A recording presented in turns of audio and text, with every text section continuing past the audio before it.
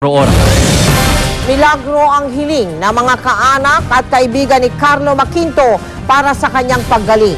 Sa ngayon, hindi makapagsalita si Maquinto pero nagkausapin ang kanyang nanay. Naigalaw daw ni Maquinto ang kanyang kamay at nangilig ang kanyang luha. Mula sa Fairview, Quezon City, nakatutok live si Cesar Apolinario. Mel, pangalawang araw na ng boksingerong si Carlo Maquinto dito sa ospital sa Quezon City at nagdatingan na rin ang kanyang mga kaanak para magbantay at umaasa sila na bubuti na rin ang lagay ng boksingero. Comatose pa rin si Carlo Maquinto matapos mapuruhan sa gitna ng kanyang laban noong Sabado. Kahapon dumating na dito sa ospital ang kanyang ina at kapatid na lalaki galing Iloilo. Hindi pa sila magpaunlak ng panayam. Ang nakatatandang kapatid na babae ni Carlo na si Virgie ang bumaba mula ospital para magkwento kaugnay ng kasalukuyang lagay ng kapatid.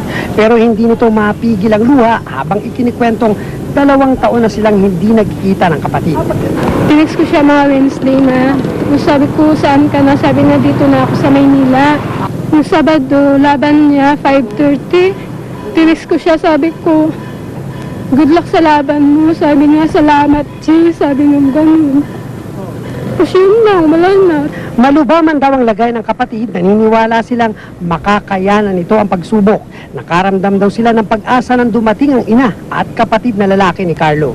Habang kausap, hindi man daw makasagot na igagalaw naman ito ang daliri at nangilid ang luha. Tanda raw ng pag-ayon sa sinabi ng ina na kailangan niyang lumaban.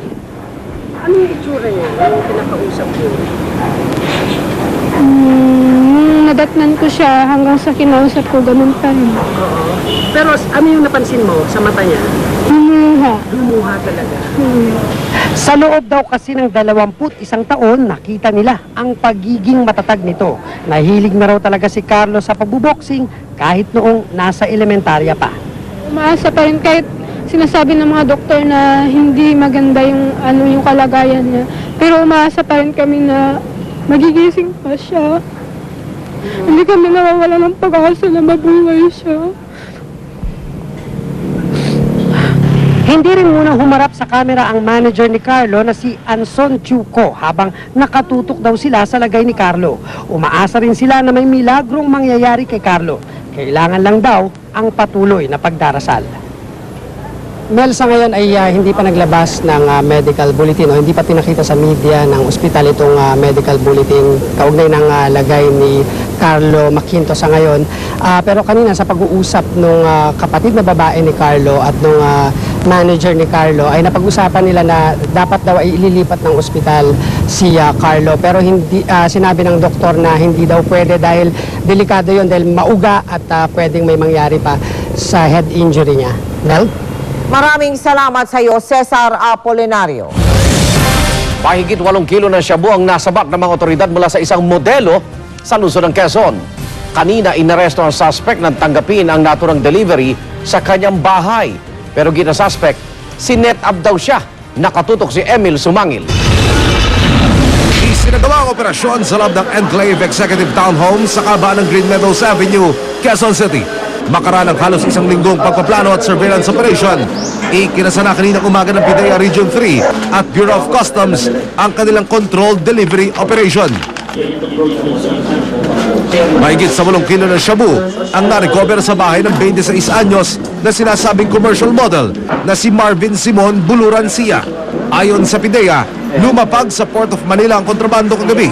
Nakapangalan daw ang delivery package kay Sia. Binuntutan na raw ito ng operating team hanggang sa mai-deliver ang package sa unit ng suspect. At makaraan itong pumirma sa delivery receipt. Dito na siya dinakip. Parang sa mga katarantaduhan, so honestly speaking, sorry PIDEA guys, you're just doing your job, pero gigisingin niyo ako ng, make me sign for it, tutukan ng barumumurahin niyo ako, for what? Nakalusot daw sa Port of Manila ang kontrabando dahil ayon sa PIDEA, misdeclared o idineklara raw na sodium tungstate ang shabu. Habang iniimbentaryo ang ebidensya, pumalag ang abogado ni Sia. One ridiculous instance where the alleged contraband item was personally delivered by PIDEA agents to the suspect. How more preposterous can it get? Ha? Okay, anyway, yun na yun. Sabihin, ang PDEA mismo nag-deliver. Oo, sila mismo nag-deliver nito. Gate ng kampo ni Sia, setup daw nangyari at kaduda-duda ang operasyon ng PIDEA. It could have been sent to him by error or it could have been talagang winawalang hiya siya. But the fact is, binigay sa kanya ng PIDEA yung supposedly contraband items. He did not have it before. Pero nanindigan ng PIDEA, bukod sa matagal ng under surveillance si Sia, sa ilalim ng batas, may kapangyarihan daw silang magsagawa ng ganitong klase ng operasyon na kung tawagi, controlled delivery operation. Yung control delivery operation, hinahayaan niya yung law enforcement unit na kuhanin ang isang pinagsususpetsahang pakete at dalhin doon sa tatanggap. Sa batas po natin, pag tinignan nyo ang RA 9165, may definition yon at ginagamit yan hindi lang dito sa Pilipinas, kundi pati sa ibang bansa tulad ng United States. Iniimbestigahan na ng PIDEA kung ang kontrabandong ito na umaabot sa 40 milyong piso ang street value ay may kinalaman sa nagpapatakbo ng laboratorio ng Shabu sa Ayala Alabang Subdivision at sa niraid ng PIDEA ng bodega sa Caloocan kung saan nakita mga pinuslit na paketeng Chinese herbal tea na naglalaman ng ephedrine na isang sangkap sa paggawa ng Shabu. Emil Sumangil, Nakatutok, 24 Oras. Hiniling ni dating NBI Director Magtanggol Gatdula na palawigin pa ang temporary restraining order para mapigilan ang investigasyon sa reklamong kidnapping at pangingikil laban sa kanya. Tinawag pa niyang moro-moro lang ang naging investigasyon sa kanya. Itinanggi naman ito ng Department of Justice. Nakatutok si Dante Perelio. Wala na raw balak pang bumalik sa serbisyo ang sinibak na NBI Director na si Magtanggol Gatdula sakaling mapatunayang walang katotohanan ang mga ibinibintang nasangkot siya sa kidnapping ng Japanese national na si Norio Ohara. Si Gatdula ay nasa Manila RTC kanina upang hilingin mapahaba ang Temporary Restraining Order o TRO para pigilan ang investigasyon sa mga reklamong kidnapping, serious illegal detention at extortion ng DOJ laban sa kanya. Hindi ka humingi ng tulong sa iglesia? Hindi. Wala akong alam dun sa Pero ano po yung parang inaano daw ho yata na parang pinipressure daw ho yata? Hindi ko rin alam yan. Wala akong alam dun. Sir, comment lang na railroad daw kayo, nasibak daw dahil hindi niya rin napa-atras si Justice Cuevas na mag-counsel kay Chief Justice. Wala nga akong alam dun. Hindi ko alam yan. Ayon sa kampo ni Gatdula, hindi siya nabigyan ng due process dahil sa loob lamang daw ng isang buwan ay nakapagpalabas agad ng 176 na pahinang desisyon ng DOJ Investigating Panel.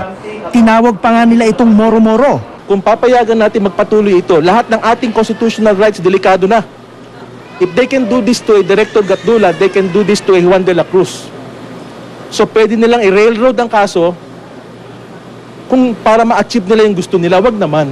Itinanggi naman lahat ito ng Department of Justice. Hindi rin naman daw nila inaasahang aabot sa NBI Director ang ginawa nilang investigasyon. Meron bang moro-moro na nag-marathon hearings yung panel na halos hindi na nga sila nagpasko at nag-New Year dahil tinatapos nila yung report sa dami ng mga dokumento including yung TSNs? Moro-moro ba yung voluminous yung records?